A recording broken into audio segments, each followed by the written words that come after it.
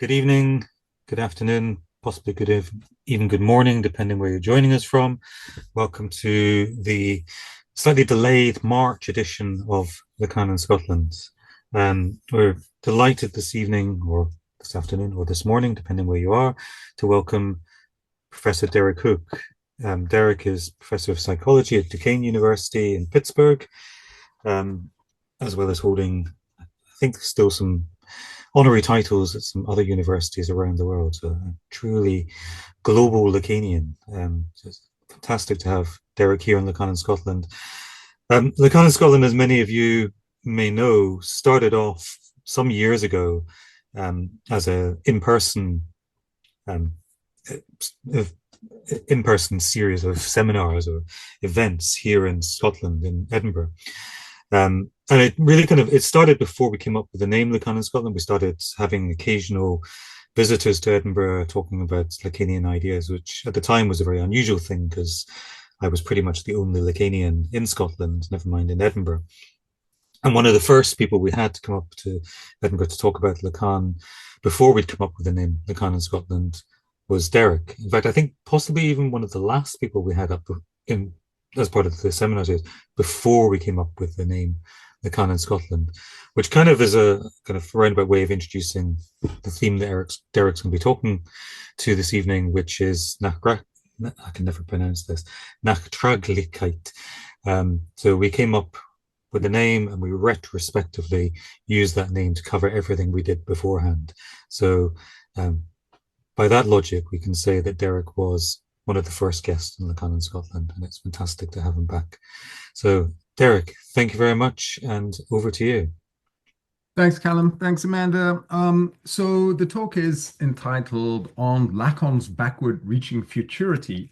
And I think what we'll do is we'll start with the last three lines of Freud's interpretation of dreams. So, quote, here's our first book of the evening. This is what Freud has to say in the closing lines of his big book. He says, the ancient belief that dreams foretell the future is not wholly devoid of truth. By picturing our dreams as fulfilled, dreams are, of course, leading us into the future. But this future, which the dreamer takes as the present, has been molded by his indestructible wish into a perfect likeness of the past.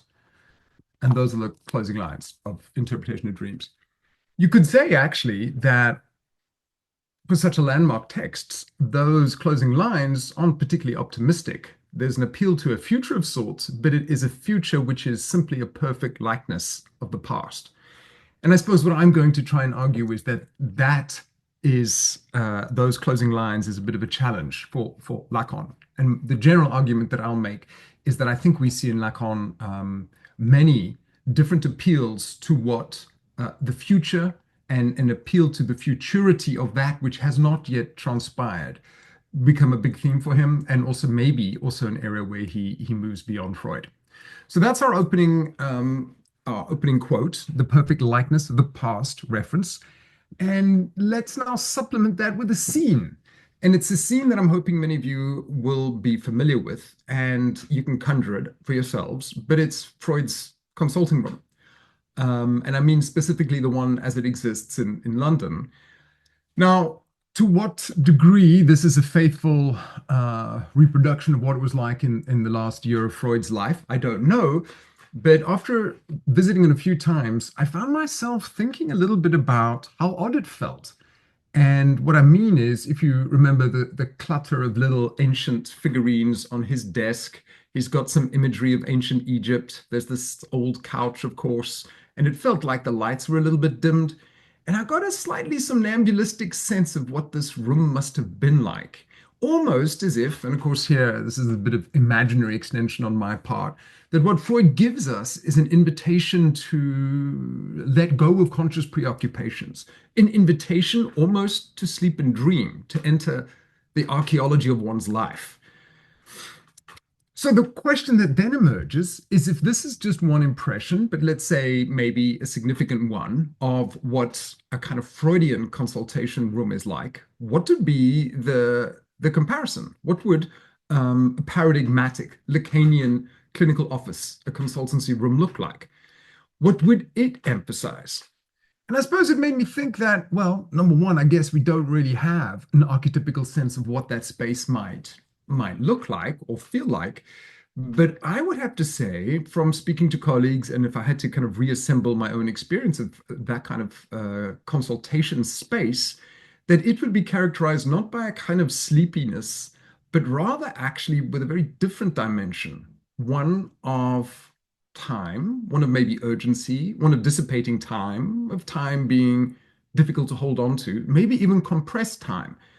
And of course, you guess where I'm going. I'm thinking of how that space seems always, or at least always was for me, conditioned by something of the rule of scansion, something of this rapidly accelerating time when you don't know when the session is about to end. So, having started with a quote, then moving on to a kind of imaginary exercise, a scene, let's now propose a problem. And that problem is something that Ferenczi really gave us a long time ago when he said that the standard format of psychoanalysis actually seems pretty well suited, if not ideally suited, to sustain and develop the defensive system of the obsessional. Obsessional defenses actually flourish in such a situation. And Lieder extends the point by saying free association is a wonderful way of avoiding certain topics. In this respect, we might say free association is not enough. It seems to, certainly in the case of obsessionality, call out for or necessitate another technique.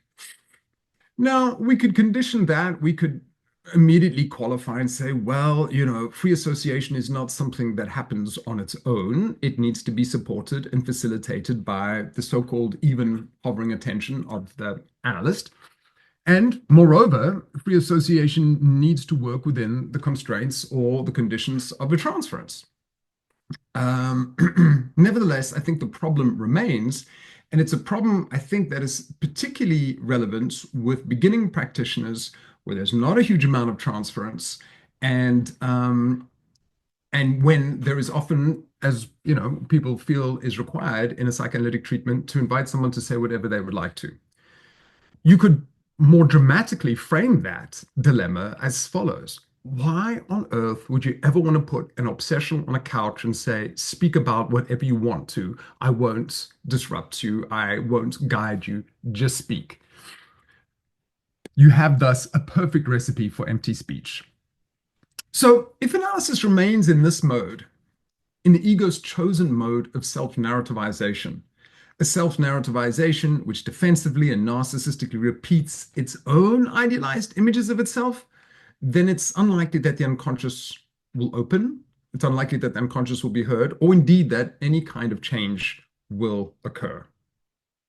So I think it's probably apparent that what I'm suggesting is, like the great Freudian innovation of the fundamental rule, seems to call for a response or an adjunct or an auxiliary technical procedure.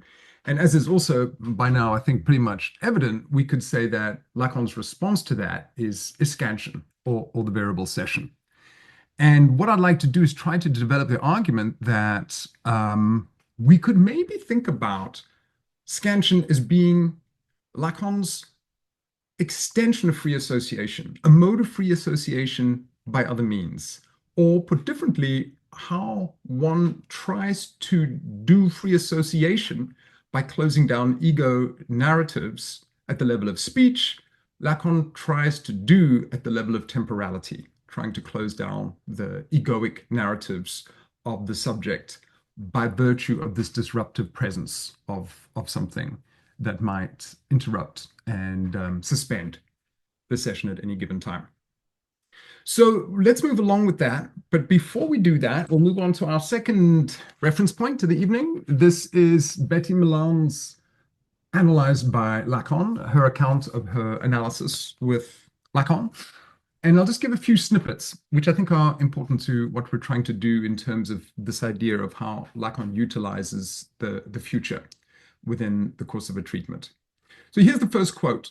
Lacan always privileged two resources, the word and time. She follows that up a few pages earlier by saying Lacan did not interpret the analysand's discourse by attributing meaning to it. He interrupted the session.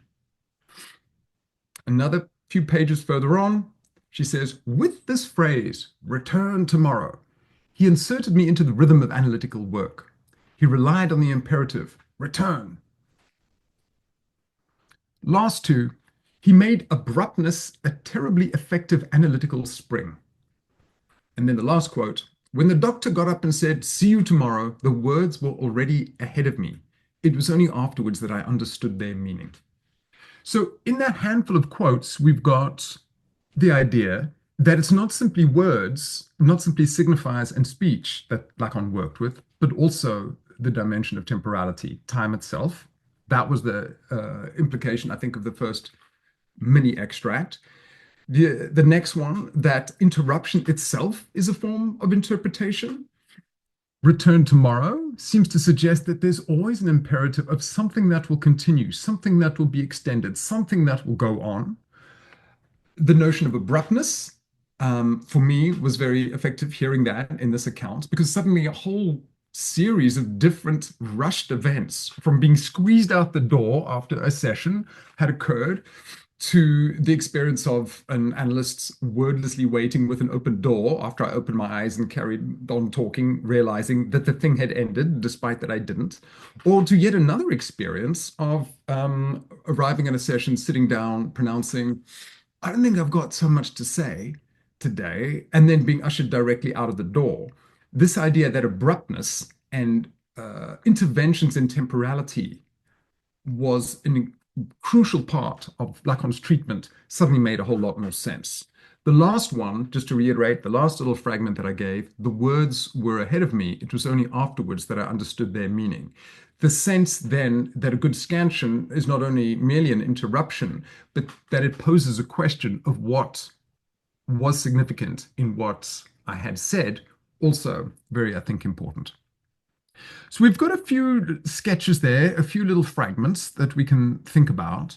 But now I think if we're going to pull some of this together and we're going to try and appreciate the dimension of futurity, or Lacan's appeals to the future, we should maybe just review some of the material that I guess we know, and maybe some of the material that we don't know quite so well. So clearly there's scattered throughout Lacan, whether it is the notion of the anticipatory certitude or such notions in the mirror stage, to logical time, to the critique of regression. There's multiple different interventions that Lacan makes, the future anterior notion that'll help us think in the future somewhat differently. But let's start with one that we know fairly well. Oh, the Zeigarnik effect, of course, is another very early moment where he takes an inspiration, in this case from a kind of psychological source. The idea that there's something productive about suspending an enunciation or a piece of music or a performance at a certain point. The idea that the subject wants to continue it or complete the phrase. But having noted all of those, and maybe during the time for questions, we could think a little bit more about those. Let's see exactly what we can draw out of the well-known logical time essay.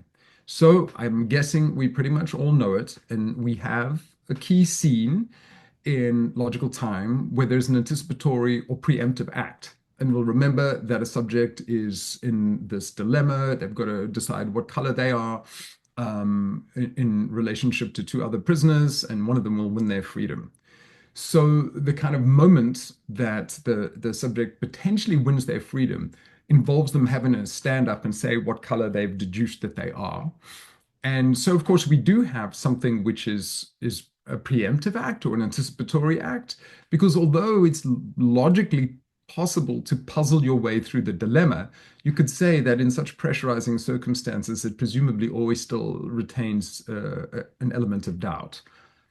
But we have then this theme, which seems to be important for Lacan in a number of different ways. The preemptive act, which is not only something which is an anticipation of something one is not quite sure of, but it is also an act of identification, and it involves a declarative moment, a declarative act, which will be determinative for the subject, the saying, I am this.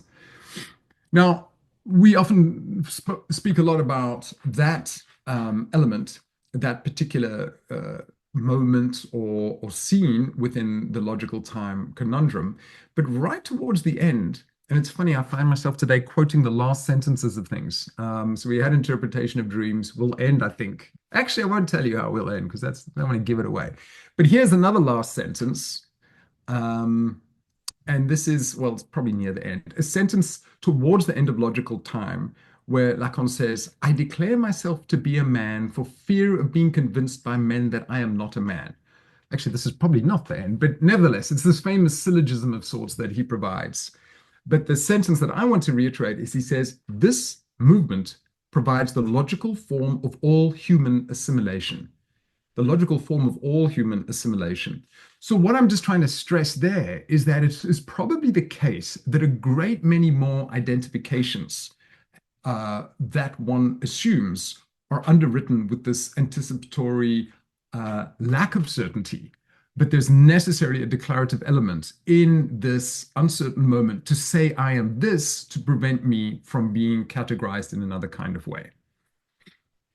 Now, what leads from that, I think, are a couple of important conclusions, and those we can emphasize here so as we can think a little bit more about how scansion might be most effective and what it might mean in terms of an appeal to the future. We could say that certain truth effects accrue to such precipitous modes of temporality. Or differently put, there are some truths which are only truths because they were anticipated. They were preempted by a subjective act of wagering, by a subjective act. There are some truths that only count as such by virtue of taking this form. There are some truths that are only count as such by virtue of being pronounced, being declared by the subject themselves under conditions of uncertainty before another. Now, I suppose what that may lend itself to is a sense of how we should think the transference and how the transference itself might involve such an appeal to the future, to uncertainty and declaration. And that is indeed where we will go. But maybe just to say, we should also think about what does this tell us about scansion?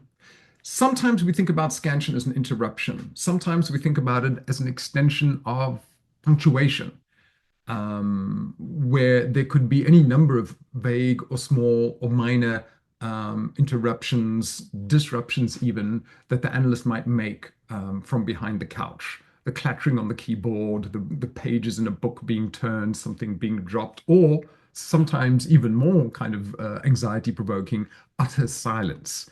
All of these things can kind of modulate a sense of how the subject is speaking, with the hopeful attempt, I guess, at being able to steer the subject towards something akin to full speech.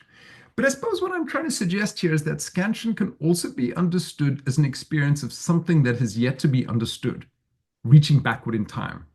Reaching backward so as to interrupt or mark or to call in question what I, as analysand, am saying at any given moment in the work. Now, to a certain extent, that's obvious because, we always hear, well, scansion should occur at some pregnant moment when something is about to occur. But I suppose what I'm trying to emphasize is that there's also of necessity the dimension of the future still to happen in scansion. And not just the future still to happen, what I might have gone on to say, but what the next session might bring is a way of offering a clue to what happened at that particular point. I think this would also be a good moment to reiterate that when we're thinking of truth in the properly Lacanian sense of it, we're thinking about this idea of a subjective realization, and a subjective realization which is often linked to what is to come. So Bruce Fink gives us this remark. He says, truth, as experienced by the analysand in the analytic context, has to do with what remains to be said, with what has not yet been said. So again, we have this, not only the kind of insignia or motif of the unfinished, but of something which has a kind of ellipse, a series of dots pointing towards a future of sorts. So we often think about full speech as a type of unintended speaking before the transferential other, which proves disruptive to the ego. That I'm trying to suggest here, it is also a kind of precipitous type of speech, a kind of speech which runs ahead of the subject, where the temporality of the speech itself seems to be a little bit animated or move beyond the conscious censorship and cautions of an ego. If that's true, then to facilitate full speech is not only to point to the otherness of the analysand's speech, it's also to punctuate the subject's perspective assumption of a different future, to highlight something about the future to come. Now, maybe this again seems a little bit obvious, but it helps to bear in mind that in a text like Function and Field, Lacan's going to spend a lot of time thinking about the various dimensions of speech, the speech act of speaking to the transferential other. But one of the things that he notes there is that it's not just a question of speaking, it's the question of how that speech evokes a response of sorts. And what we are then saying is that speech directed to another who may respond, who may ignore me, who may answer me, is also of necessity a temporal relationship. There's a future-reaching orientation in speech itself. And we could say, moreover, that speech necessitates a situation. It necessarily situates the subject relative to a perspective and minimally uncertain future. So we might then wonder, well, how is it that the analyst might extend this time, stretch this time of uncertainty? And we could guess that at least two answers might present themselves here. Number one, they may frustrate the demands of the analysand, which we know they should do. And furthermore, this stretching of speech, the furthering of an uncertain future, might be enabled by working to situate the future as a site of a potentiality and of an urgent potentiality. And of course, by now you might be thinking back on the Freud quote that I began with. If the future is to be merely a perfect replication of the past, one task of huge ethical importance for an analyst is to try to figure out how to unwrite that future and create something like an opening for a different future to potentially be delivered. So that's our preamble. Now let's jump into a text that maybe we're somewhat less familiar with. I'm guessing a lot of people knew those ones, but there's a kind of slightly enigmatic moment that happens in Seminar 1. And I've always loved this little extract. So I'll give it to you. Here's our next book on books of the hour. And Lacan notes this. He's talking about the temporality of the unconscious, and he's talking about the temporality of repression. He says, the unconscious is something which will have been realized in the symbolic, or more precisely, something which, thanks to the symbolic progress which takes place in analysis, will have been. So here comes the phrase which we'll hear a lot of, the will have been. The unconscious is something that will have been realized in the symbolic. Now, okay, that makes a degree of intuitive sense. The unconscious will have been realized, maybe because it's not realized as it is spoken in a Freudian slip. But I think there's more to say about this, and Lacan, being Lacan, wants to, as it were, deepen the enigma and confuse us a little bit more. So he points out that Freud had initially explained repression as a mode of fixation. But he says, Lacan says, at the moment of fixation, there's nothing that could have been called repression. And in some cases, like the case of the Wolfman, this happens a long time after the fixation. So clearly for Lacan, the idea of fixation is not enough, that we need to think another type of time signature, another type of temporality in relationship to repression. And here comes the quote. He says, how then should one explain the return of the repressed? As paradoxical as it may seem, there's only one way to do it. It doesn't come from the past, but it comes from the future. Repression comes from the future. Okay, so this causes me to scratch my head and groan and think, I hate you, Lacan. Why do you do this to me all the time? But it seems, I would venture, this is much more of a Lacanian than a Freudian idea. I would love to hear evidence to the contrary, but I don't recall off the top of my head Freud making reference to repression coming from the future. Nevertheless, Lacan goes on and he does this thing which will make me scratch my head even more. Apparently, there's a scientist or mathematician or something of the time. This is in 1954, Norbert Wiener. Sorry. And Norbert has this idea of two beings who are on different temporal dimensions. So here's one and here's the other. This guy's moving in this temporal direction. This guy is moving in the opposite temporal direction. So I suppose you could do it this way, or maybe even better yet, you could do it this way. But his idea is, well, Norbert Wiener's idea is that if one of them sends the other a message, remember, they're both heading in opposite temporal directions. If one of them sends the other a message, and he gives as an example a square, I'm going to send you a square. The being who's going in the opposite direction, what they will see first is not the beginnings of a square getting bigger and bigger and bigger, but what they will first see is the vanishing of the square. They'll first see it vanishing rather than appearing. Here's the extended quote. The symptom works in just the same way. The symptom initially appears to us as a trace, one which will continue to not be understood until the analysis has got quite a long way and until we have discovered its meaning.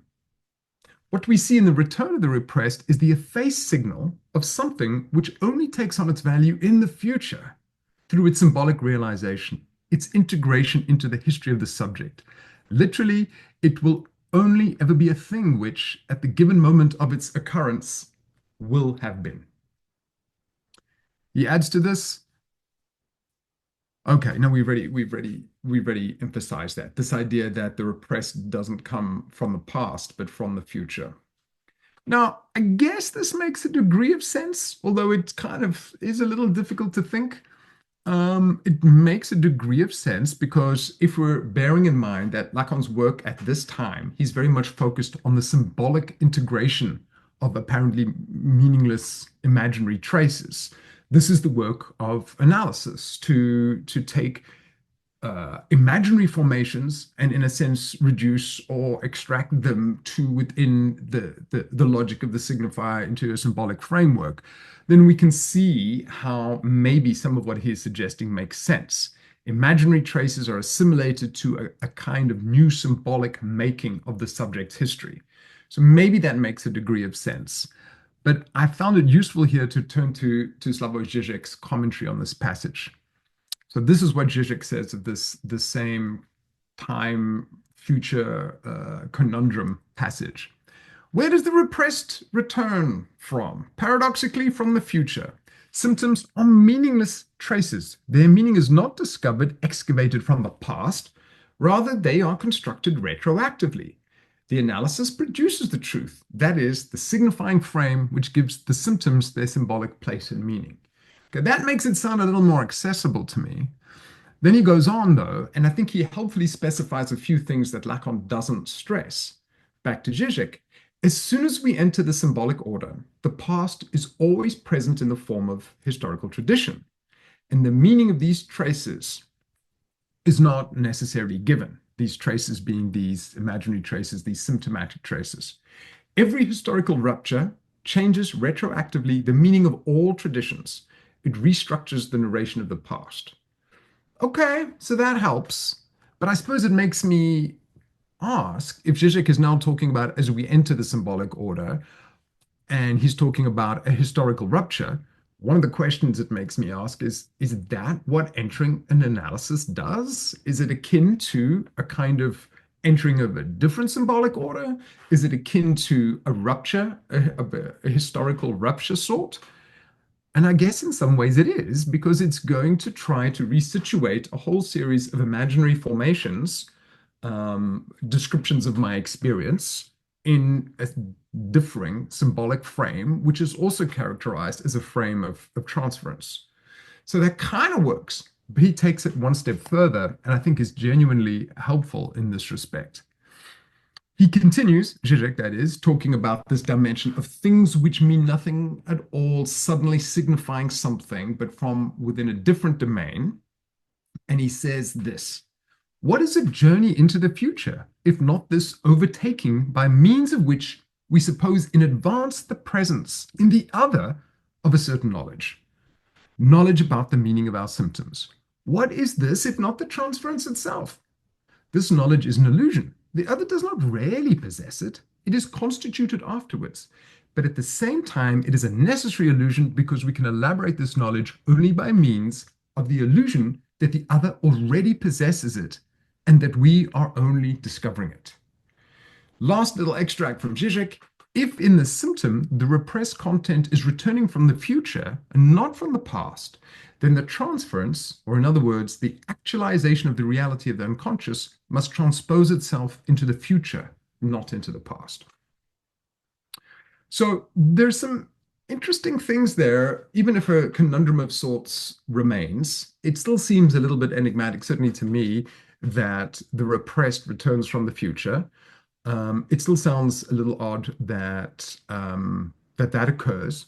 But on the other hand, what does now start to make sense is that the transferential relation that I have emphasized a number of times already, that this entails something of an appeal to the future. We could say, maybe obviously, but the subject supposed to know is itself a kind of temporal relation. And not just that, a temporal relation which involves an appeal to a future where there may be an answer. And when I was writing all that down, I was reminded of this anecdote, and I'd be interested to know if anyone else has heard this, because I couldn't then go on to find it. I think maybe Jean Lelouch gives it, but the anecdote is Manoni going up to Lacan and saying, our analysis isn't going so well. Things aren't really working out here. When I've got all these dreams, do you actually know what my dreams mean? And Lacan, to the best of my memory, responding by saying something like, yes, of course I know what they mean, but I can't tell you. Which is exactly one way you could say of enhancing or getting the transference back on track, getting something to work. One last point about this reference point before we move on to another point in Lacan is that maybe the crucial point about this receiving the message from the future is that like when you say that, like what is the message from the future? Then of course you want to like, well, what is the message? But I think the point is less about what is the point. What is the point? The point is less about what is contained within the message. Remember, this is the guy with the purloined letter, right? The point is less the content of the message than how the assumption of such a prospective message brings about a kind of virtualization, a putting into question of the present, of what is unthinkingly taken as both past and present. Now, with that idea that there is something that is as of yet unwritten that comes from the future that may yield some kind of understanding or further signifier that might put into question both the past and the present, it sounds like we're knee deep in the notion of the future anterior. So let's spend a little bit of time, yet again, a time signature that we're a little bit familiar with, but it's one that I also wonder, is it the kind of thing as Lacanians we read and play lip service to and talk, oh yeah, it's the future anterior, but how does this get implemented within clinical work? What examples can we give of this such that it becomes something that is kind of can be used? So in Function and Field, Lacan famously offers his thoughts on the historicity of the subject. The phrase, the quote, will be familiar to many, but he says this: what is realized in my history is neither the past definite as what was, since it is no more, nor is it the perfect as what has been in what I am, but the future interior of what I will have been, given that I am in the process of becoming. So there we have the famous word order, what I will have been, given that I'm still in the process of becoming. What I will have been. So you're going to kind of crossing over what I will have been, which appeals both to what I will have been the past and what I will be in the process of becoming. How do we put this in more straightforward terms? Well, speaking in a context in which the dimension of the other is consistently stressed within the analysand's speech, a context like psychoanalysis itself, well, this means they're invited to realize themselves as something different to the ego. And the more that speech is facilitated, and despite all the problems of giving obsessionals too much speaking time, the more that process is facilitated and the more there is some skill in pointing out the otherness in the subject's speech, presumably there'll be some room to, as it were, interrogate the ego or differentiate subject from ego. This realization of the subject, this grasping of a shifting otherness to the analysand's subjectivity, pertains to the different tenses or different times of the subject. So we can go through all of them, but I guess it's, maybe fairly obvious to say that one would want to, of all the times that Lacan gives there, the past definite, the perfect, one would want to question the past that one thinks one definitely was and is now gone, the perfect tense of the past that still lives in what I am now. All of these things can be interrogated. But I suppose the challenge then is how to situate this subject in a speech of the future interior, or how to situate them in this tense. And again, hopefully we'll have an opportunity in time of questions to think of some examples. I'll give just two, because hopefully they can kind of bring this concept to life. One is a political example from a very different piece of work that I've been involved in. So I've been involved in a project which is to collect the letters and speeches of a political hero of sorts from South Africa called Robert Mangaliso Sobukwe.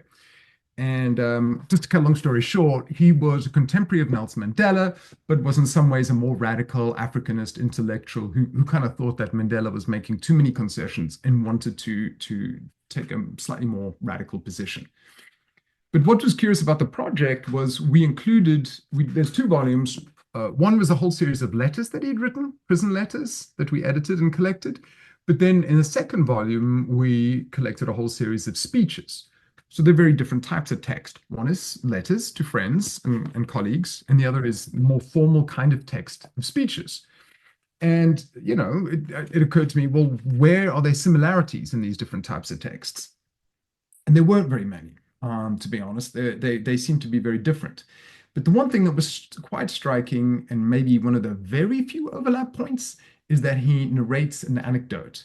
And he relates this anecdote both in a political speech and in personal letters, and both at a time of crisis.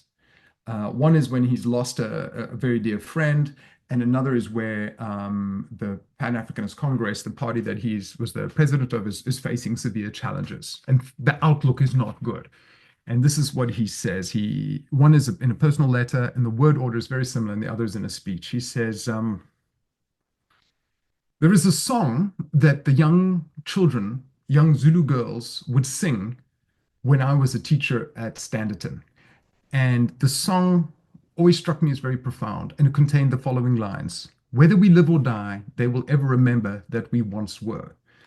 Whether we live or die, they will ever remember that we once were. He says, it has always struck me as being extremely profound and apt more on the lips of philosophers than on those of little children.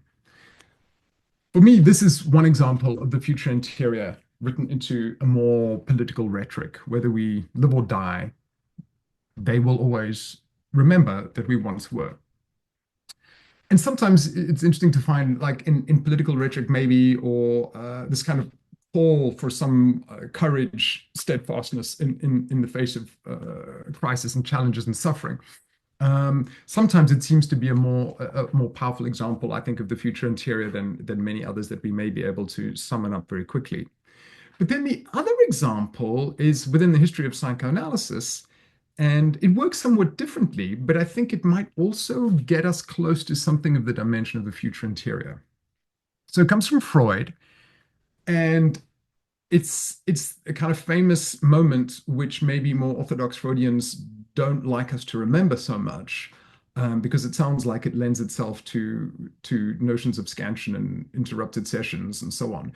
But at a certain point in the treatment of the Wolfman, Freud says, my patient has been entrenched, the work has been entrenched behind an attitude of obliging apathy. He thinks that the Wolfman's given up, here's the quote, he's given up working in order to avoid any future changes. So Freud's response is, well, there's only one way to overcome this impasse. And we do that, he says, by determining that the treatment must be brought to an end at a particular fixed date, no matter how far it had advanced. And here's a further quote. Under the inexorable pressure of this fixed limit, his resistance and his fixation to the illness gave way. And now, in a disproportionately short time, the analysis produced all the material which made it possible to clear up his inhibitions and remove his symptoms.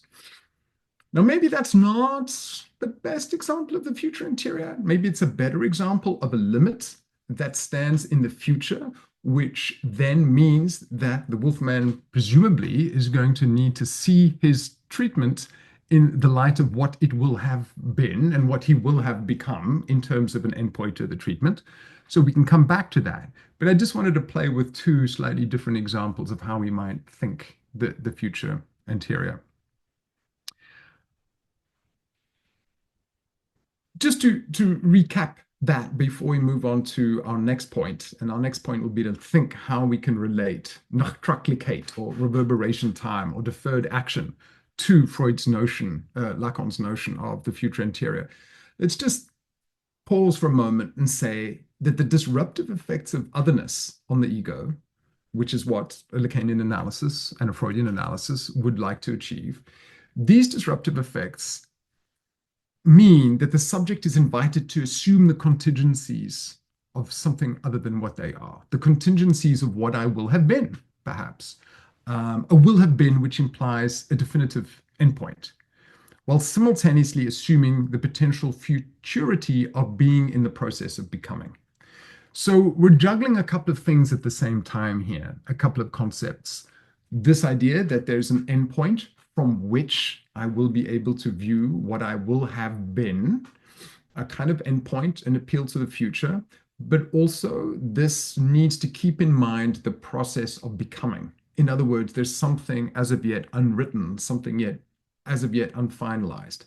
So there's a nice tension here between a potential look back point of what I will have been from this standpoint. And we could ask, what is this look back point? How is it effectuated? How is it implemented? And also the question of something which is not yet written, something which is, as it were, blank. How do we keep these two things together? So that's one of our questions. Maybe actually, just now that I think about it, this dimension, and I'm hoping people will have examples or thoughts on it, this dimension of the future anterior, what I will have become or what I will be. Let me just see if I can get the proper wording. What I will have been, given that I'm in the process of becoming. Lots of different ways we could think about it, but for me, one particularly strong example of that is a parental or paternal identity. What I will have been that I'm now in the process of becoming. For me, at least, it's significant. You know, you've got kids, maybe you'll have a sense of that as well. Okay, so let's now move on. We're like past the halfway point, and I just want to make reference to Chen Young Wang.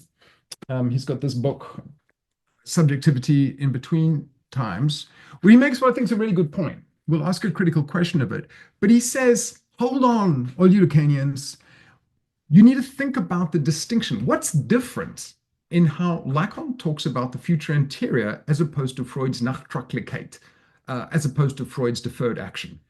And I think it's kind of a useful point to make because I, for one, have certainly been tempted to smudge them and think about them as the same. So he gives us this nice standout quote. He says, remember, they're not necessarily the same. What has been deferred in the future anterior is not the realization of meaning, which is what Freud's Nachträglichkeit implies, but it is instead the closure of meaning, a closure, or I suppose you could say an opening, an unknownness of meaning that is deferred since the subject leaps into an unknown future. While Nachträglichkeit, deferred action, offers a temporal loop that contains the future in the past, Lacan's future anterior aims at an openness of being in the unpredictable future. So if we unpack that briefly, part of what he's arguing here is that these two things are not one and the same. He wants to say that the future anterior aims not so much to be able to find a cause of the future that was already contained in something in the past, but rather the future anterior aims at the openness of being in an unpredictable future. So we could query that because it seems to me that what is effective about that differentiation is that it wants to highlight the future as of yet unwritten. It likewise wants to stress the unknown dimension of the future rather than link it to something that can eventually be refound in in the past. Um, but I also wonder, is one modality of Nachträglichkeit not exactly that there is a certain virtualization in any potential future, which remains contingent on the past? So in other words, I'm saying that Chen-Yang Wang's distinction is both important in as much as it helps us think that the future anterior is, to quote him yet again, an openness of being in the unpredictable future. So it helps to say, well, this is what separates it. But I think if we had to consider it a higher order of analysis, it is still possible to say that the future anterior finds some resonance within the broader parameters of what Freud has in mind with deferred action. So again, that's maybe a potential question for us. Do these two things overlap in some ways, or should they be seen as wholly separate? But I guess for the purposes of this talk, where we're trying to focus on futurity, the appeal to the future, and what Lacan is doing differently, maybe it helps to stress for the time being that there is something distinctive about this concept. Now, at the beginning, I'd given this quote from The Interpretation of Dreams, and John Forrester has a response to this. He has a fairly lengthy, oh, let me show you the book. We don't want to miss out. There we go. This is John Forrester's book, where he makes this quote. He considers this remark, and he gives us a nice historical series of anecdotes about both Lacan and Freud. But one of the things that he says is, actually, when we consider what Freud says about the future being a perfect likeness of the past, doesn't that surely mean, and of course he's also cribbing off an idea that Freud goes on to note, that the aim of psychoanalysis is surely to unwrite the future, that the neurotic lives as already written, as already structured. The aim of analysis, he says, is to unwrite the future, to erase that future. And I kind of like that way of putting it. I see that time is running away from us, which is maybe appropriate given the topic for today. I was going to spend a little bit more time on scansion, but I suppose let's try and rush the time and just say scansion itself could be seen to be the practical clinical instantiation of the notion of the future anterior. Is that the case? Is scansion the technical enactment of the future anterior tense? I think we could say that in some respects this is true. I think we could also say, as I've already suggested above, that scansion does to temporality what Freud's free associative rule, the fundamental rule of psychoanalysis, does to ego speech. It tries to steer or disrupt the ego self-narrativization of empty egoic speech. It creates disruptions here. But if it is true then that scansion can do something of the future anterior, then surely it needs to, at some point, pose a kind of limit. And just in the few minutes that we've got left, I just want to say a little bit about what this limit would be. One of the puzzling notions that comes to the fore right towards the end of Function and Field of Speech is that Lacan does this like temporary amalgamation or overlapping or juxtaposition of the Freudian death drive and Heidegger's notion of being towards death. And he doesn't really, maybe he only ever means it to be a kind of temporary overlap, but he doesn't really fully explain it. But he does say the death instinct essentially expresses the limit of the subject's historical function. The way I read this is that the factor of death is understood as a kind of final limit. And not just this, as a condition of possibility for language, for symbolic expression and speech. Now, there's a whole somewhat tricky passage there, but the reason I mention it is just because he often makes appeal to the final judgment, the last judgment. And he does so in different ways in different texts. But it just suddenly occurred to me that and also he often appeals to death, the final master. And I'm always like, what is on with all this death stuff? And my kind of hypothesis about this is that Lacan seems intrigued by the functional properties of a limit, with what might be enabled, brought into question, foregrounded, reconsidered, when a type of cessation is made imminent, a type of ending. The last judgment would obviously be a kind of paradigmatic instantiation of that. And the question that leads on to is, how might an encounter with a limit perform a subjectivizing role? How might it position the analysand in a different way in respect of their past and future? my comment then is to say, well, maybe it is the case that Lacan's technique of scansion involves not only a limiting, but also a retrospectivizing kind of function, one which ideally at least allows the analysand to take a standpoint up on their history. And what was kind of funny was I was collecting all these definitions of what scansion is and how scansion can be operated. And the one that I kind of would always veer away from, because I was always attempting to make an argument for more Freudian colleagues who don't know an awful lot about Lacan and who tend to have a rather dim view of scansion, of the variable session. You would always try and say, well, one of the things that scansion does is it's a bit like the Zeigarnik effect. It actually is an invitation to carry on speaking, despite that it tells you to stop speaking, because it's a return, like it poses the question, all of these things. So the one element that I was a little bit like, well, I better not mention this too much, is that it is effectively a kind of castration. And if you look at some of the clinical examples of how Lacan uses it, you kind of see that. Jean Lelouch gives a great example.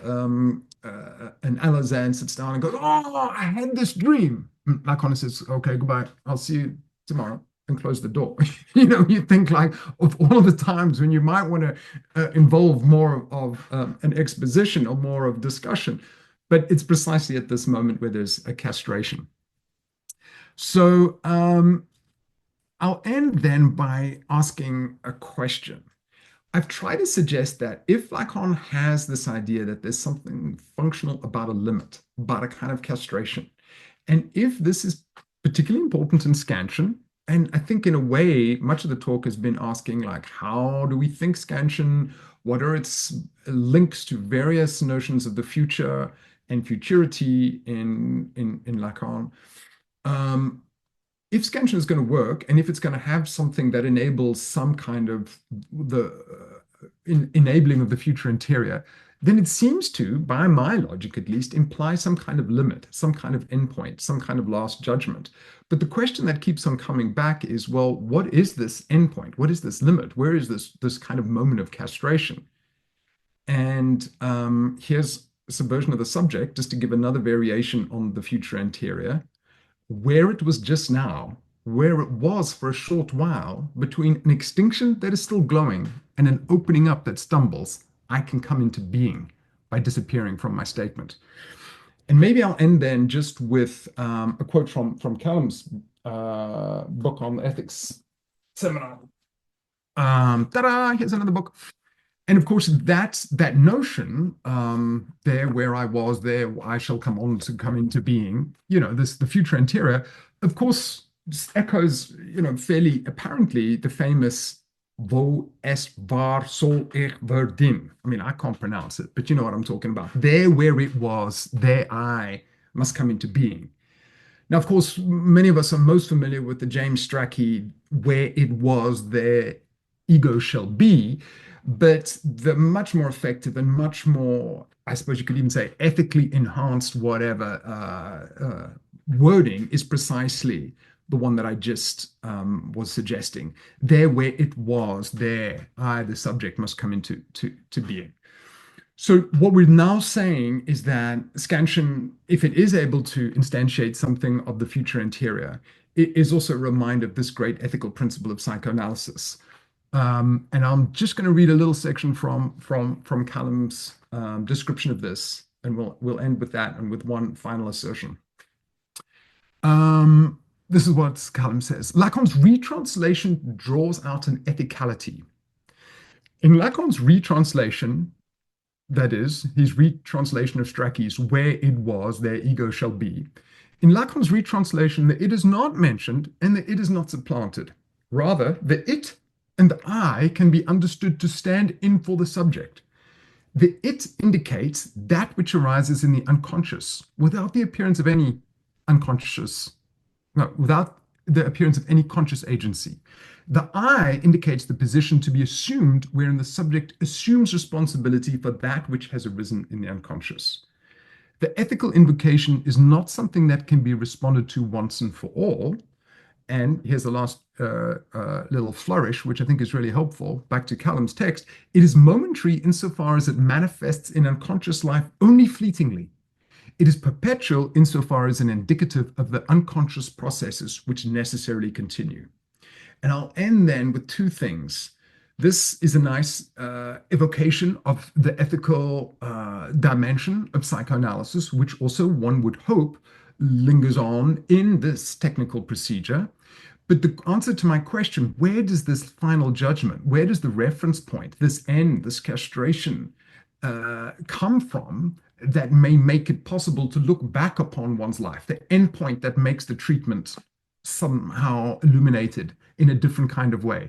Going all the way back to the Zizek quote, what is it, this thing, this historical shift that changes how everything is seen? We could say the beginning of analysis might do it. We could also say the end of an analysis might do it. But given the quote I've just given and Calum's reading of where it was, there I shall, the subject shall come into be, you could say that one of the things that gives us this message or this final limitation or the endpoint is the unconscious itself. So you can't really see that very well, but it's a Rembrandt painting, and basically it's of the writing on the wall. And the writing on the wall, long whole story, we won't do it now. One part of an analysis is to foreground the kind of destiny or quasi-destiny, because it's not really destiny, we're trying to unwrite the future after all, is to be able to highlight some moment of it, the opening of the unconscious, where one facet of the subject is sending that subject, the same subject, a powerful message. In other words, it's no longer simply the question of the oracle statement that emerges from the analyst, but it's the oracle statement that emerges from the analyst who paraphrases something that emerges from the subject's unconscious. Very last point, we've been doing some final sentences of texts, and this is the final sentence of the mirror stage. Psychoanalysis can accompany the patient to the ecstatic limit of the thou art that, where the cipher of their moral destiny is revealed to him. But it's not in our sole power as practitioners to bring him to the point at which the true journey begins. So I'll end with that, just to note that here again we find the function of the limit, Lacan saying that analysis can accompany the patient to the ecstatic limit of thou art that, where a kind of moral destiny might be revealed, but that is not the sole power of the analyst. That is the point of the true journey, and I would say where the futurity of the subject that has not yet been written really begins. Thank you very much, Derek. It was, I'm trying to attempt to say this in the future anterior, but I can't because you've already finished your talk. So that was a bit... It would have been a good talk if only. I was trying to say that was as good as we expected it to be, but that's not the future anterior. That was absolutely fantastic. Thank you. Full of rich observations, incredibly helpful quotations, and some really good lingering questions, which I hope we will be able to unpack a little bit now. So those in the audience, if you have questions, please use your yellow Zoom hand, stick it up, and we will unmute you. But I will kick off with some of my questions of my own for Derek, but don't wait for me to finish. If you have a question, stick your hand up and I'll come to you as we finish each question. And there we go already. Garrett, I'm going to jump in first, Garrett, if you don't mind. So if you can just hold on to 2 seconds. I want to ask you, there's a lot in there, Derek. But there were a few key points I really wanted to abuse my authority here and take advantage of and ask you questions. But the first is at the very beginning of the talk, when you're quoting Freud, the language that Freud uses, but also the language you use when you're talking about Freud seem to be very subtly but importantly different from the language you use when you're talking about Lacan. And I wonder if one of the distinctions we can make here between this idea of the future in Freud that you started off with and the idea of the future that you end up talking about in Lacan is a different conception of the unconscious, that they're not talking about the same thing. That Freud, but I think also a lot of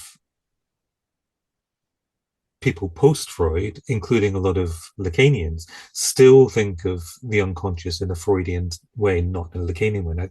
I think this is one of the big things that Lacan gives us, is a new way of thinking of the unconscious. And to put it in slightly reductive terms, Freud is still thinking in a very psychologized way about the patient, the analysand. So he thinks of the unconscious as something within the patient, something that's personal to them. Whereas Lacan really, when you use the phrase yourself, opens up the unconscious, but Lacan opens up the unconscious for all of us by helping us to, in a very challenging and I think very difficult to grasp way, reconceptualize what we mean by the unconscious.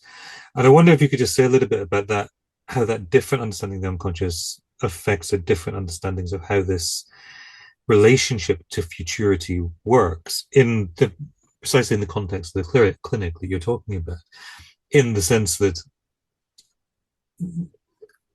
the way you spoke about it at the beginning of trying the analyst trying to help the client, the analyst, and open up their unconscious.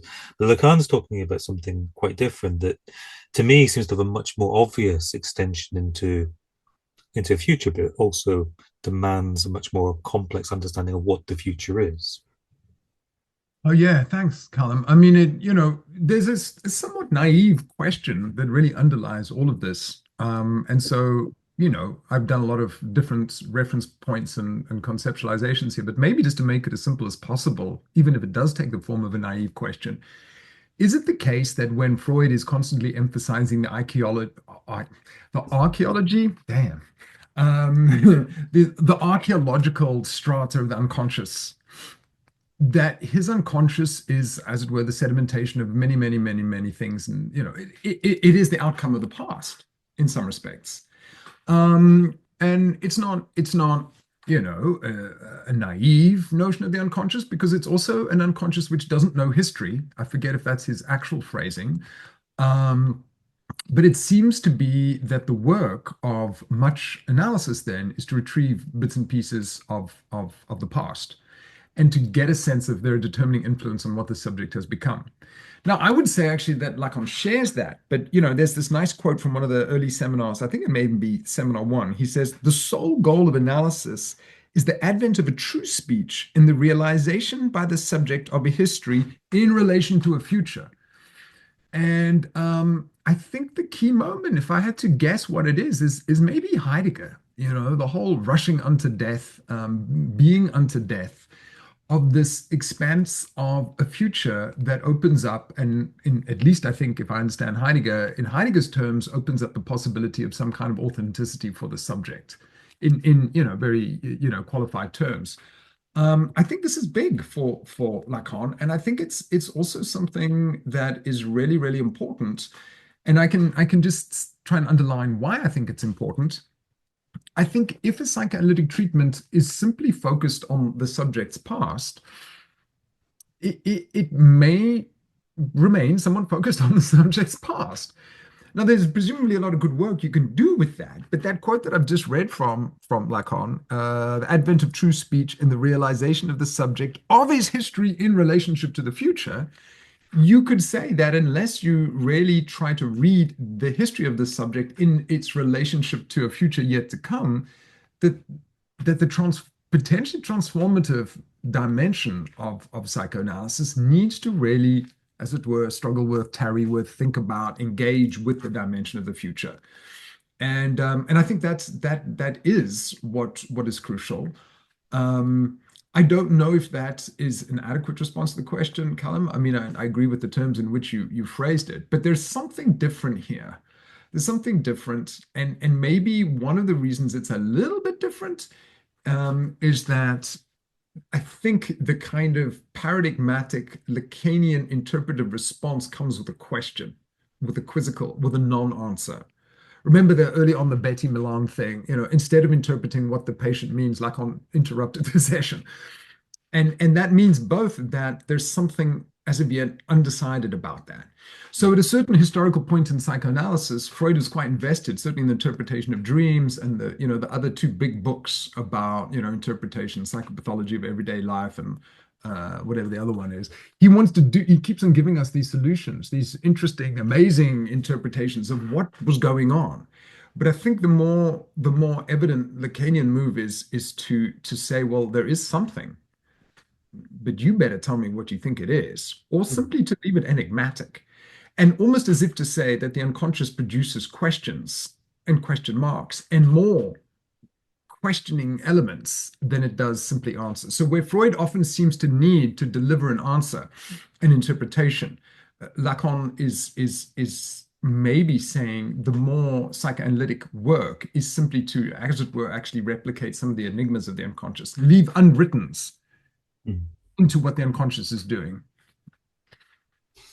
Yeah, no, that's very good. But I think you're right as well. I mean, going back to the quote you used yourself from Seminar One, um, no, I may not get this exact. You said something along the lines of, or you quoted Lacan as saying, the unconscious will have been realized in the symbolic, which again is kind of interesting use of tenses. But is that idea that the unconscious for Lacan is something that is produced through speech rather than something that is um, has been produced in the past and is kind of locked away that needs to be retrieved. It's actually produced in the present, in through the act of speech, which is, I think, that's the point I was trying to get to. Is a very different conception of the unconscious, but one that is necessarily rooted in an impossible present. Impossible in the sense that you can't occupy the present. As soon as you try and, the present is always gone.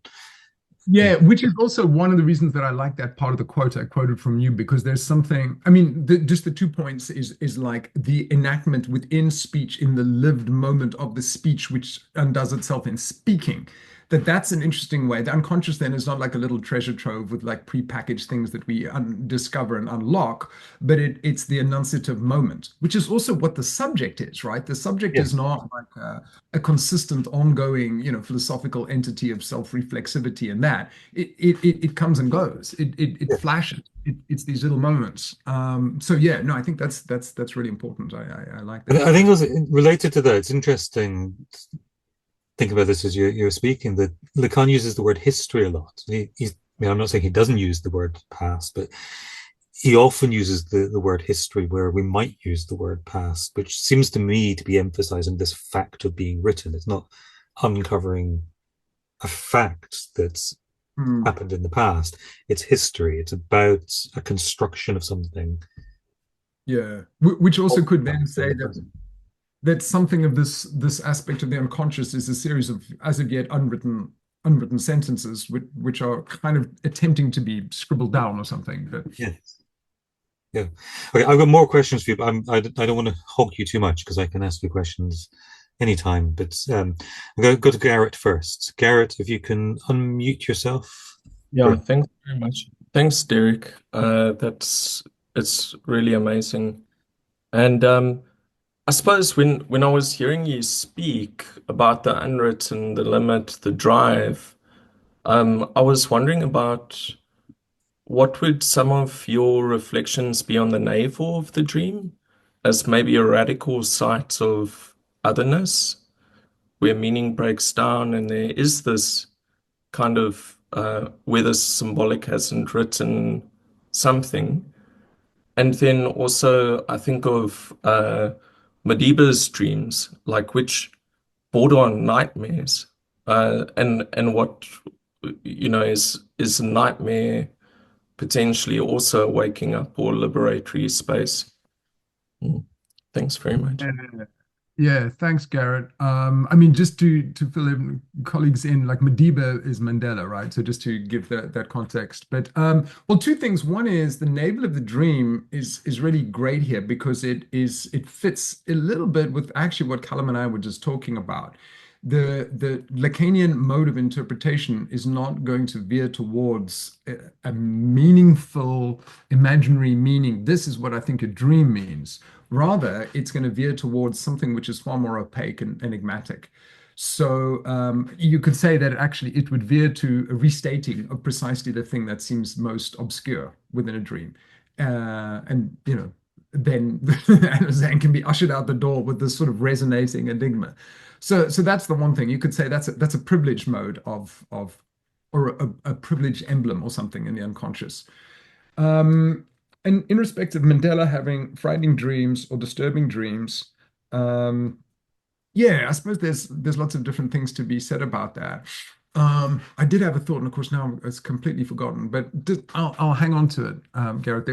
Man, it was a good one. Sorry, it'll come back. It'll come back. But let's see what the next question, and then I'll try and remember the Madiba's scary dreams thing. Yeah, we can always come back to Mandela. But let's go to D. D, if you could unmute yourself. And nice to see you again, D. Thank you, thank you. Good evening. Thank you very, very much. That was very profound. And Derek, I was thinking that, you talked about the castration within the analysis, but doesn't the analysand or I'm a therapist, not an analyst, does the patient arrive already castrated in some way, almost in some way having faced death? Maybe not real death, maybe just like a death of a relationship or the death of something, but that they've already faced that, and then they rebuild perhaps their defenses, I suppose is the word I'm going to use. And our job is to actually almost break it open again and reweave or help them weave the future into some ways. I'm not sure. I was also, as you were talking, thinking about Freud's comments about wish fulfillment, that everything is wish fulfillment. And I'm wondering whether partially some of it isn't. And our last speaker, the last speaker before, I think in March or April, February, spoke about the analyst's wish for the patient. And are we maybe in some way kind of trying to weave the whole lot together for a future for the patient? Thank you. Yeah, thanks, Dee.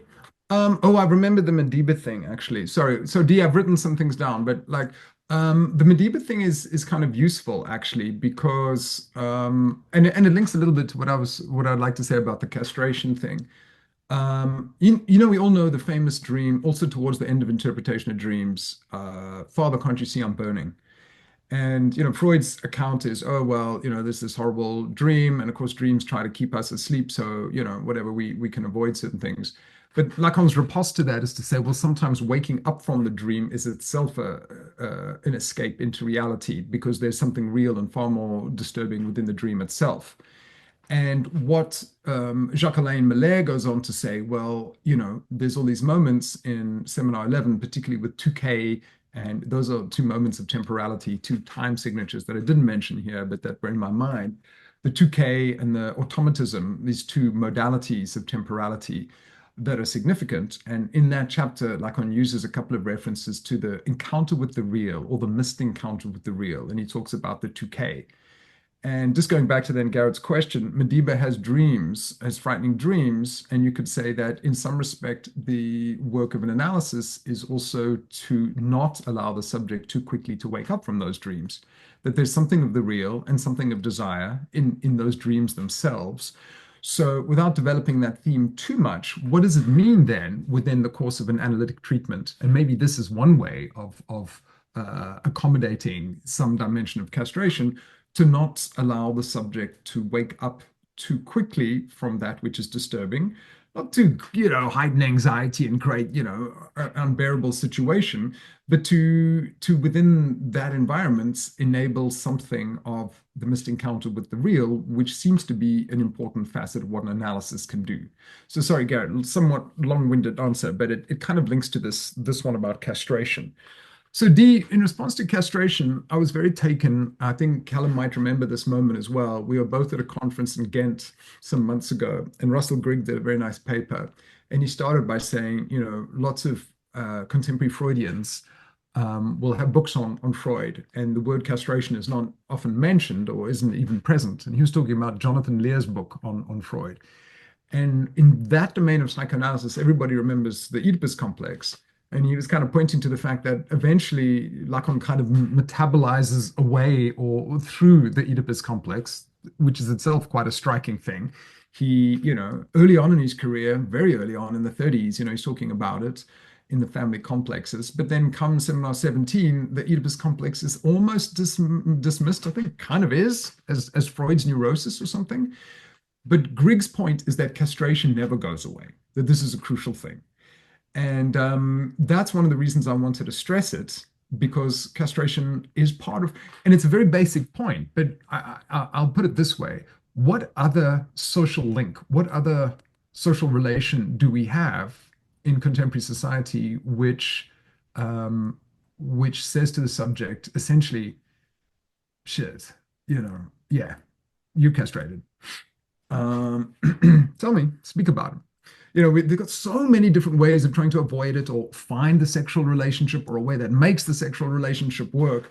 That the gravity that comes with that is not something that we find ourselves happily confronting. And of course, I'm also thinking those final pages of, again, I bet you it's in the last line. I really now want to go and see this, because all of these things, I'm doing the final paragraph, the last lines of analysis terminable and interminable, where Freud is like, you can bang your head on the toilet bowl all day, but what people don't want to hear, both men and women in different ways, is they don't want to confront castration. They always want to just not have to deal with the bedrock of castration.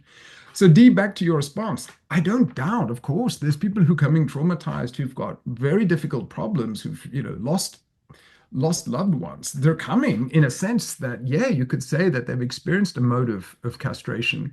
But I think maybe the Lacanian response to that would be to say that there's castration at some level which happens in terms of horrible events that have happened in one's life, but there's something almost approaching the kind of quasi-ontological nature of castration as such, which is something that an analysis would at some point want to deal with. So it's almost like we're not talking quite at commensurate levels.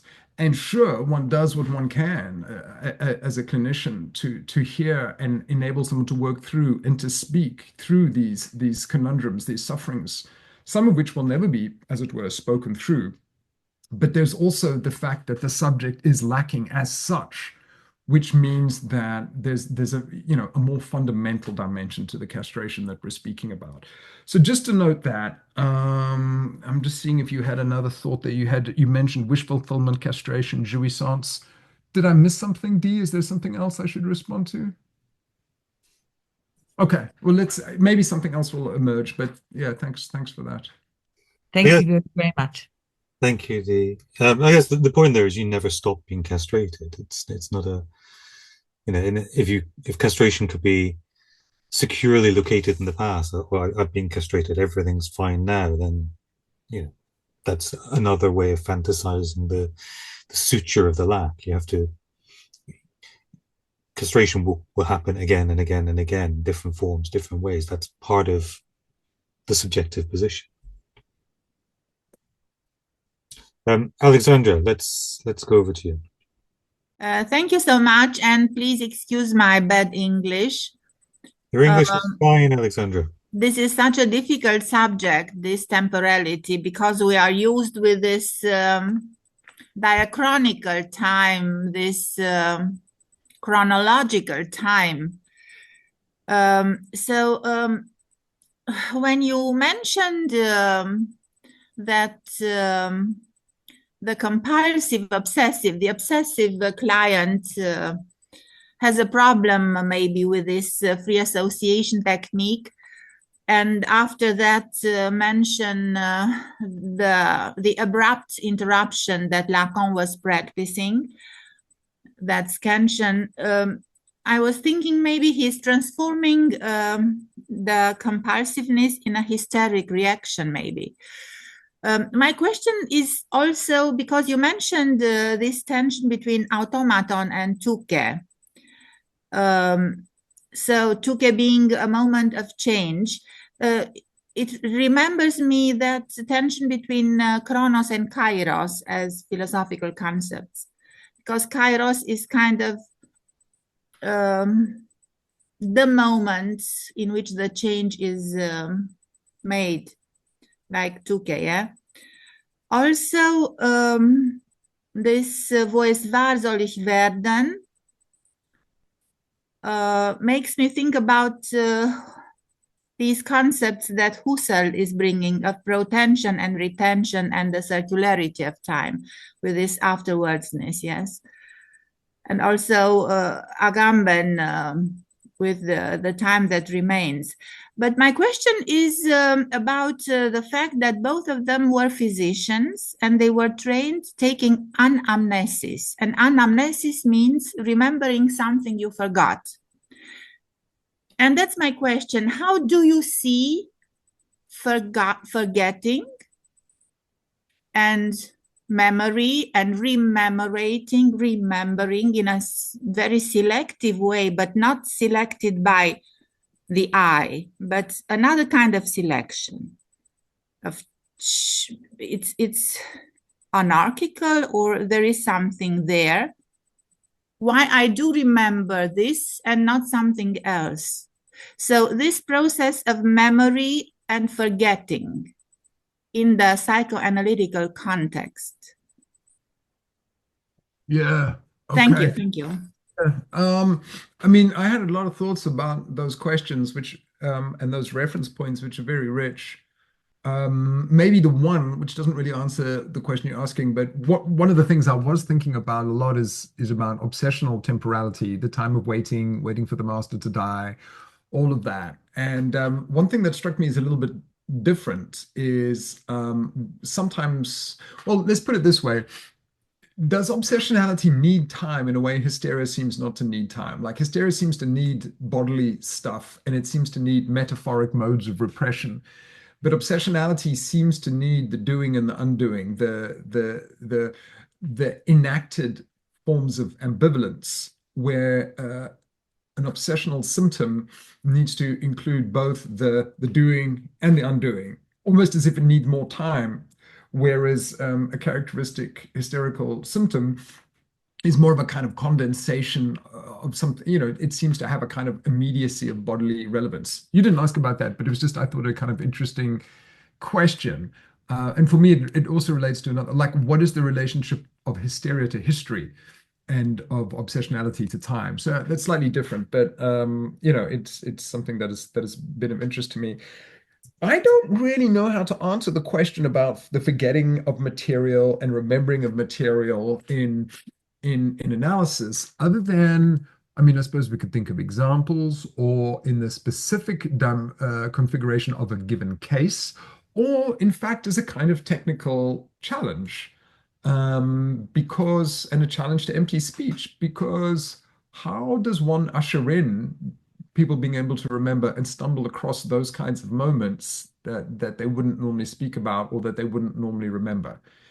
And so that's a pretty not satisfactory way of thinking about it. But I think just in terms of offering supervision, that's sometimes a question for me. How can you assist someone in helping to think about something that they'd forgotten, or to assist in a kind of and it's not, what it also strikes me is it's not simply remembering, because it's kind of like a mistaken, not on purpose recollection of something that now confronts one.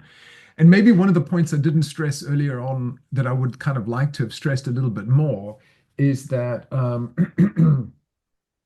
there's something of, like, one of the things that full speech does is full speech invites the subject to well, I suppose it tries to get to something of the subjective truth of desire of the subject. And maybe it's not that easy to get to, but when it occurs, like in the Freudian slip, you've got the split subject. You've got the subject of the split, and the subject of the unconscious, where what I'd said doesn't match up to what I intended to say. And I think one of the ideas is that you can also do a little bit of that with scansion, in as much as the temporal interruption means that there's more of a potentiality of the splitness of the subject. But then maybe to come back to your point is, I don't think it necessarily works to try to get strategically the subject to remember. Maybe the point is more to see how, under what conditions, the facilitation of full speech, the Freudian slip, the emphasis on the otherness of the subject's language, something else emerges within the speech that the subject doesn't recognize.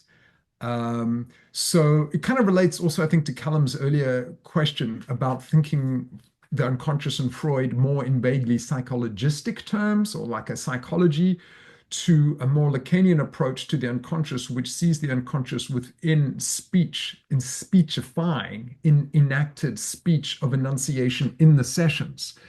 So I suppose I do have a little bit of a response to your question. Sorry, it took me about 10 minutes to get there. But I would say that's what one aims at. One aims at how the speech itself leads to certain moments of the subject speaking beyond themselves, of the splitness of the subject emerging in how they speak in the transferential scenario where an other is listening.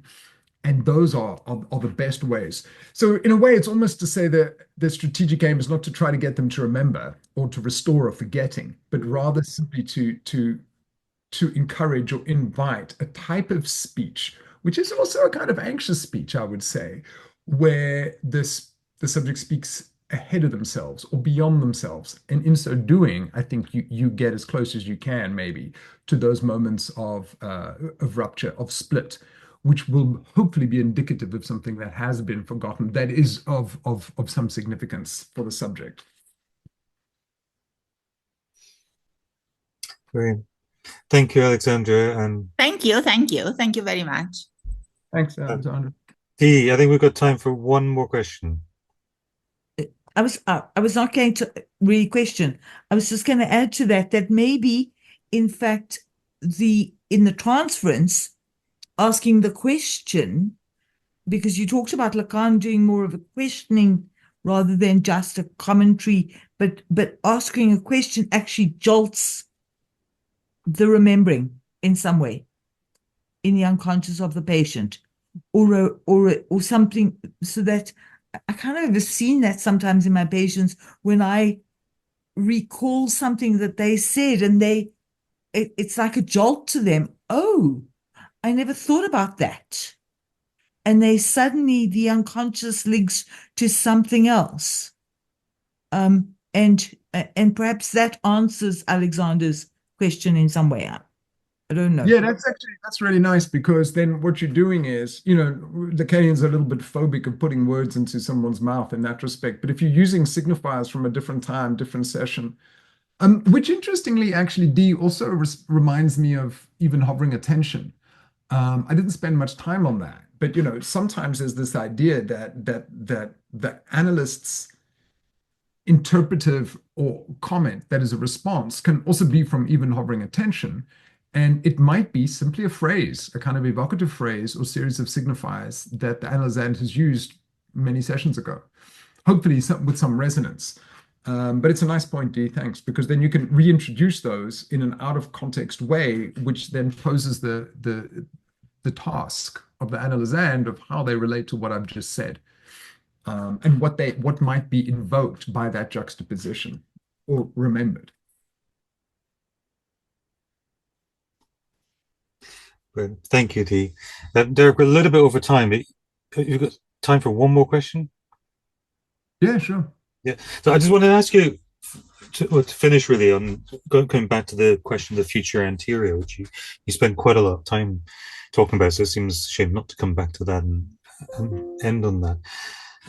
I guess I'm going to start off with just an observation, but then an observation that arose from your talk that really clarified something to me, or made me think in a slightly different way. So the basic observation I have is just, I always find it slightly strange that Lacanians, and I'm talking about us lot, Lacanians working in the English-speaking world, always use the term future anterior, when the future anterior is a term used within French linguistics to talk about this future tense in French. But in English, we don't say the future anterior. So only Lacanians say the future anterior. Anyone outside the Lacanian work says future perfect. And future perfect describes more or less, in the different languages, but it describes more or less what the future anterior describes. And this idea that from a point in the future, I will look back to another point less far in the future, and so it's the interaction between 2 points, both of which are situated in the future. And I guess, I mean, my first very simple point is just that kind of why do Lacanians fixate on this in Lacan's language rather than using the perfectly good English version? It seems to be an attempt to reify something in what Lacan's saying rather than allow it to be a commonplace bit of language. And I actually wonder if Lacan means it in a much more commonplace sense than Lacanians use it, in the sense he's actually saying we do this all the time. This is not a strange use of language. It's actually the way we talk, because it's a structure of our language, which then becomes a structure of how we think. So in some ways, we're doing ourselves a disservice by not normalizing it. But then I'm listening to you talk, you made a connection that had never occurred to me before, which is the connection to the Last Judgment, which seems to be almost a kind of quintessential or archetypal moment of this future perfect. The Last Judgment is the point in the future when we will look back not only on our past, our present, but look back particularly on the future we've not yet lived. Because I mean, you can't change the past, you can change the future. So the point in thinking to the Last Judgment is to think, well, what can I do in the bit of time I have left to change? You know, I've done all the bad things. I've been a terrible person. I've sinned. I can't change that, but I can repent. I can change in the future. So the judgment I'm really concerned about is not so much the judgment from what I've already done. It's the judgment for the bits I haven't done. And that seems to be perfectly within that logic of the future anterior, the future perfect. Which then made me wonder, to what extent is this particular to a particular culture? Is Lacan leaning so much on this, assuming that his audience, that the analysans he's talking about or to or for, are Catholics? That he's a Catholic, he's living and working in a predominantly Catholic culture. This idea of the Last Judgment is a very Christian idea, but particularly Catholic idea. And to what extent does all of this work in the same way in non-Catholic cultures? Yeah, that's excellent. I mean, in a way, there's, at least two crucial points there. One is this relative, and does it seem to have a greatest resonance, particularly within a culture, a Catholic culture, for which the notion of the Last Judgment, is of some significance. So does it work similarly in different cultural contexts, which is one. But also the idea that which maybe almost goes in an opposite direction, is to say, isn't it something that's actually fairly mundane that happens all the time? And that we should just be, open to the notion of the future perfect tense. And so I would say, in response to the two of them, part of what I try to do a little bit, and I've got a nice example that springs to mind, is to say, yeah, I think we do have a problem of a slightly sort of Lacanian reification. I don't particularly mind if we refer to it as the future anterior, but it is a bit odd, right? Because it makes it sound like it only happens in Lacan and only in this conceptual terrain, and it becomes a bit rarefied. Like we never see it until and I've sort of replicated that. Like, what is it? So I absolutely agree with that. I think we should be far more aware of it. And here's one example from outside of Lacan. If I'm remembering it correctly, Judith Butler has a riff, or maybe she's engaging with Barth. Maybe it's actually Barth's idea. A photograph, in the temporality of the photograph, which has this split second stuck in time thing.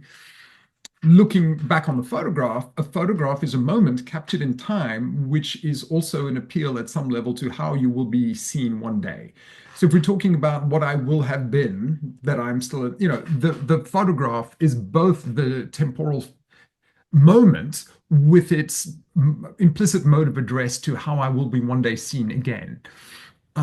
So, I mean, I would just like to get better at seeing it in everyday instantiations. And I do find it in other texts, sometimes more in like Fanon, actually, than in more psychoanalytic texts. But I totally agree with that. I'd like to collect more examples and get a better sense of how that can be sort of activated within the clinical domain. But I also kind of wondered the last judgment thing. Yeah, there's the cultural specificity, but it's also such a big, so the other thing that I think is important, and maybe to try to energize the notion of the future anterior or future perfect, is just to get a better sense of what Heidegger means when he's talking about rushing unto death or being unto death. Because I do think that's an important reference point for Lacan when he starts thinking about this.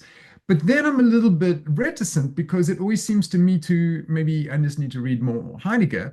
But one of the reasons I'm a bit reticent to go too much with a more kind of existential understanding of being unto death is it seems to kind of defer to a rather maybe sentimental or somewhat not banal, but like in light of my realization that I will die, everything takes on a different perspective. Now, in the particularities and the granularity of a life, when that does happen, I think it's very powerful. But I'm also wary because Lacan is famously not keen on psychoanalysis being assimilated into a kind of existential framework. So it's almost like I'm trying to find other reference points for what this thing will be. And then just to recapitulate one of the questions I asked, if the final judgment is this final end reference point, and you mentioned the interaction between 2 points that makes the future anterior stroke future perfect possible. If there is one limit point, what might it be? This was one of the questions I had. And I think what starts to become clearer a little bit when we think about the ethical domain of where it was there I shall be, is that my hope is that it doesn't have to be necessarily quite so dramatic.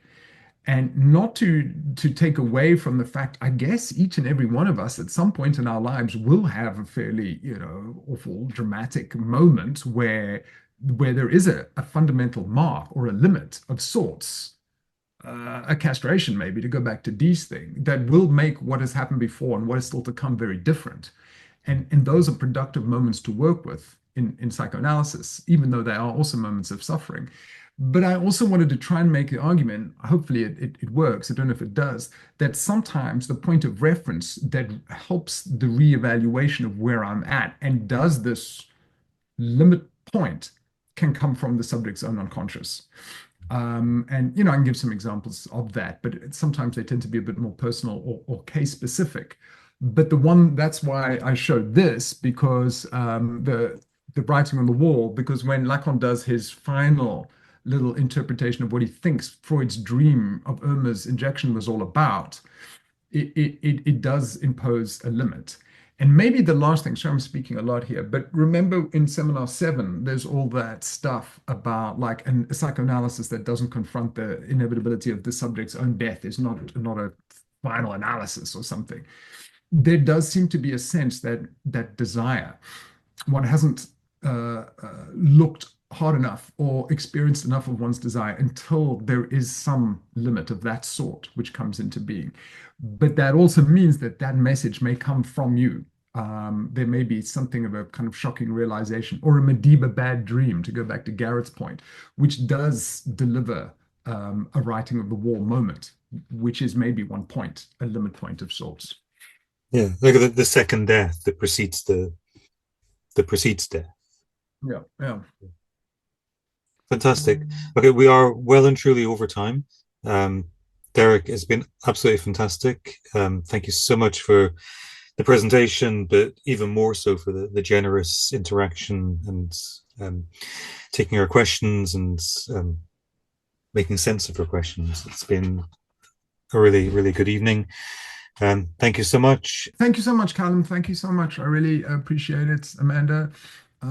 Thanks for the opportunity, and thanks for all the questions. They were great. That's good. And we have another Lacan in Scotland slightly later this month. As I said at the beginning, this one was slightly delayed from last week.